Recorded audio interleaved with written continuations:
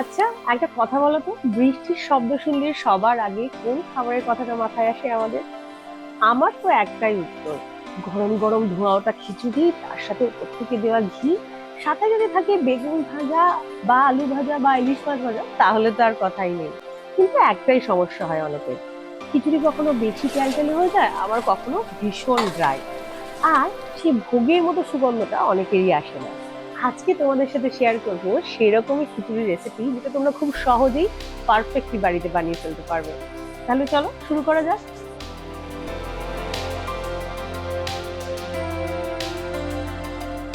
ভালো খিচুড়ির জন্য কিন্তু ভালো সোনামুগের ডাল খুব ইম্পর্টেন্ট। তাই একটু দেখে একটু ছোট ছোট দানা সোনামুগের ডাল নিয়ে নিও। তারপরে এটাকে শুকনো খোলায় সুন্দর করে ভেজে নিতে হবে। মুগ ডাল ভাজার সময় কিন্তু আঁচটা একটু মিডিয়াম রাখারই চেষ্টা করবে, আর এটাকে কনস্ট্যান্টলি নাড়াতে হবে, নয়তো মুগ ডালটা পুড়ে যেতে পারে। আর সুন্দর যখন মুগ ডালের গন্ধ বেরোবে এবং একটু একটু হালকা বাদামি রং হবে, তখন জানবে যে ভাজাটা ডান। দেখো, ডালটা কিন্তু সুন্দর করে ভাজা হয়ে গেছে। এবার যতটা ডাল নিয়েছি ঠিক সেম পরিমাণের চাল এর মধ্যে মিশিয়ে দিচ্ছি। এখানে আমার কাছে 1 কাপ চাল আর 1 কাপ ডাল আছে, এতে মোটামুটি 4 জনের খিচুড়ি ভালোভাবে হয়ে যাবে। এটাকে মিশিয়ে নেওয়ার পরে এর মধ্যে ভালো করে জল দিয়ে এবার এটাকে 2-1 বার সুন্দর করে কচলে কচলে ধুয়ে নিতে হবে। চাল আর ডালটা ধুয়ে শুকনো করে জল ঝরিয়ে নিয়েছি। এবারে সময়ের জন্য এটাকে আমি আগে থেকে একটু প্রেসার কুক করে নিচ্ছি। তোমরা চাইলে নর্মাল হাঁড়িতেও ফুটিয়ে নিতে পারো। এবারে এখানে আমি কয়েকটা গোটা গরম মশলা নিয়ে নিয়েছি, সাথে রয়েছে একটা তেজপাতা, এটাও এর মধ্যে দিয়ে দিলাম। দিয়ে দেবো পরিমাণ মতো জল, যতটা সেদ্ধ করতে লাগে। মোটামুটি যতটা চাল ডাল তার ডাবল জল দিতে হবে। সাথে চলে যাচ্ছে স্বাদ মতো নুন। এবারে এটাকে প্রেসার কুক করতে দেবো। খিচুড়িতে তোমরা তোমাদের পছন্দের মতন ভেজিটেবল নিতে পারো। আমি তোমাদেরকে চট করে দেখিয়ে দিই আমি কি কি নিয়েছি। এখানে আমার কাছে রয়েছে 2টো গাজর, তার সাথে খানিকটা মিষ্টি কুমড়ো নিয়ে নিয়েছি। এখানে রয়েছে হাফ ফুলকপি আর একটা গোটা লাল আলু। লাল আলুর পরিবর্তে তোমরা নর্মাল আলু ইউজ করতে পারো। এখানে রাফলি 2টো টমেটো কেটে রেখেছি আর 1 মুঠো মতন কড়াইশুঁটি। যতক্ষণ চাল আর ডালটা সেদ্ধ হচ্ছে, চলো সবজিগুলো ভেজে নিই। সবার আগে কড়াই দিয়ে দিচ্ছি তেল, বেশ খানিকটা সবজিগুলো ভাজার মতন। তেলের মধ্যে দিয়ে দিচ্ছি অল্প একটু জিরে। জিরেটা একটু ভাজা ভাজা হয়ে সুন্দর গন্ধ এসছে, এবার এর মধ্যে আমি ফুলকপিগুলো দিয়ে দিচ্ছি। এর সাথে দিয়ে দেবো লাল আলু আর গাজরটা।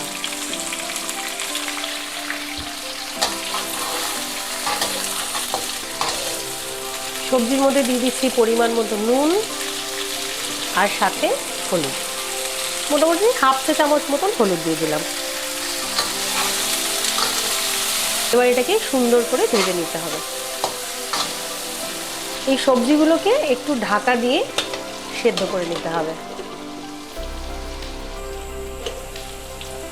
এখানে একটু গিঠে দেখতে পাবে, হ্যাঁ মোটামুটি হাফ সেদ্ধ মতন হয়ে গেছে। এই যে গেঁথা যাচ্ছে, মানে হাফ সেদ্ধ হয়ে গেছে।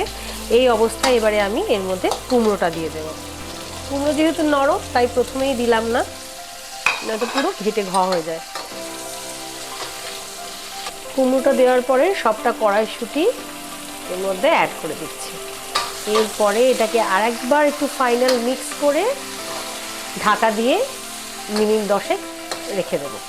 তাহলেই সব সবজিগুলো সমানভাবে সেদ্ধ হয়ে যাবে।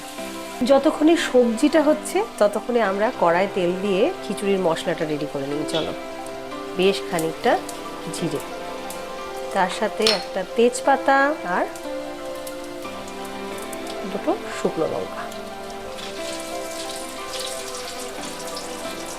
এর মধ্যে দিয়ে দিচ্ছি আগে থেকে কেটে রাখা টমেটোগুলো।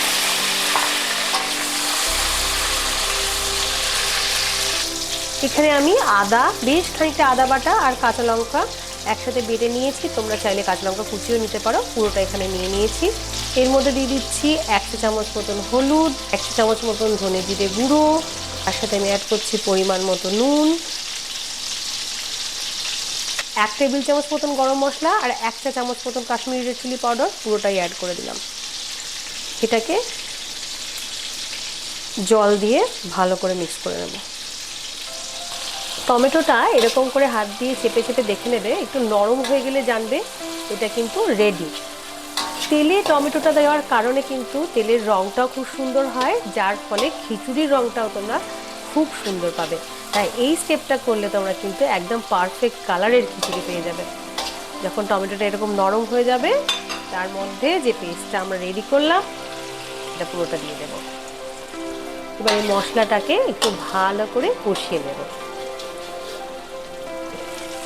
এদিকে আমার সবজিগুলো কিন্তু একদম পারফেক্টলি কুকড হয়ে গেছে। এবার চেক করে নিই ভাতটা রেডি হয়ে গেছে কিনা।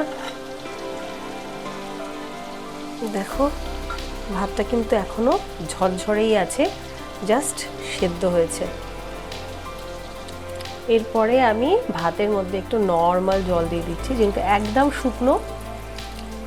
এইটুকু জল যেটা আমাদের খিচুড়ির জন্য লাগবে এবং কোনো রকম আটকাবে না, সেই রকম একটা ফেনা ভাতের মতো করে নিলাম। দেখো কোনো লাম্প নেই, সুন্দর আছে। দেখো এদিকে আমার ভাত রেডি, এদিকে খিচুড়ির মশলাটাও রেডি, সুন্দর তেল ছেড়ে গেছে। এর মধ্যে এবারে আমি পুরো ভাতটা দিয়ে দেব।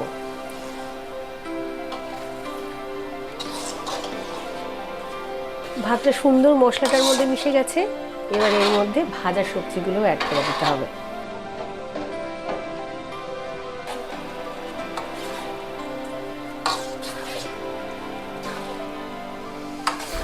এর মধ্যে দিয়ে দিচ্ছি প্রায় 2 টেবিল চামচ মতো চিনি। খিচুড়ি একটু মিষ্টি মিষ্টি পছন্দ আমার, তোমরা তোমাদের স্বাদ মতন কিন্তু অ্যাডজাস্ট করে নিও। চিনিটা লাস্টে দেওয়ার জন্য দেখো কি সুন্দর গ্লেজি টেক্সচার এসছে খিচুড়িটার। যেহেতু সমস্ত সেদ্ধ করাই ছিল, তাই খিচুড়ি আমার মোটামুটি রেডি। একটুখানি নাড়িয়ে চাড়িয়ে একটু দমে রেখেই নামিয়ে নেব খিচুড়িটা। এটা ছাড়া খিচুড়ি খিচুড়িই হতে পারে না, সেটা হচ্ছে ঘি। তাই একটু দরাজ হাতে ঘি দিয়ে দিলাম। ব্যাস, এবারে এটাকে গ্যাসের ফ্লেম বন্ধ করে ঢাকনা দিয়ে মিনিট 5 রেখে দাও। একদম গন্ধটা ইনট্যাক্ট থাকবে। খিচুড়ি একদম রেডি, চলো চটপট প্লেটিং করো।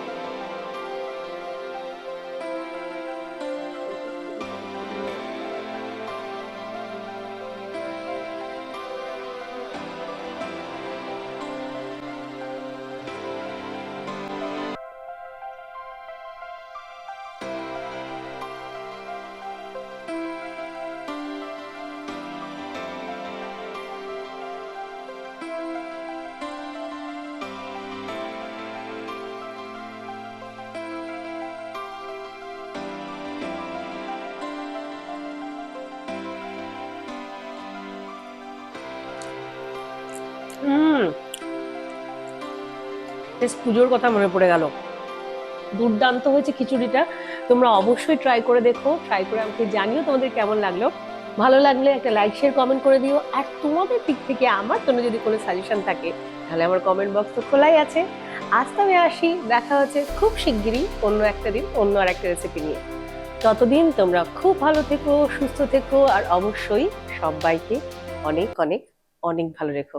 আজ তবে আসি, বাই।